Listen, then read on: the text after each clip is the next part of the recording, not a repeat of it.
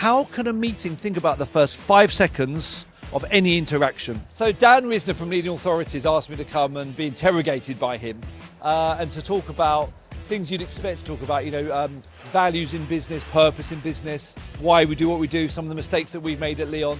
And it was really interesting. I think meetings and in real life experiences are going to rescue us from digitization in our man versus digital conflict that we've got going on in society now. The brainstorm ideas don't happen in the brainstorm session on Zoom.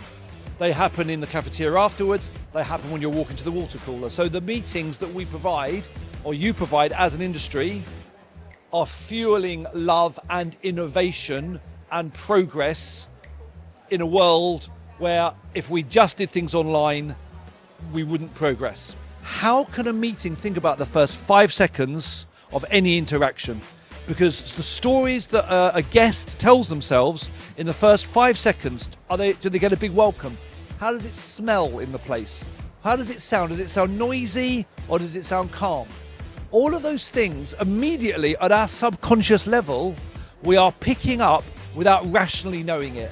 Our fight or flight mechanism, our vagus nerve response, our fight or flight response is deciding what story am I telling myself about this meeting and how am I embodying in my nervous system when I go into an event. The 3 letters that we think about most at Leon at the moment is IRL, which is many people are trying to win a fight that they think exists online.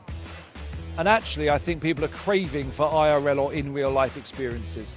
And I think that it's interesting that when you have an online brand and you put a retail shop in that neighborhood, your online sales go up disproportionately because the ability to touch, to feel, to experience, to be welcome, to meet the manager of that place is so powerful. And the combination of online and offline now, and not just thinking that we can build the metaverse.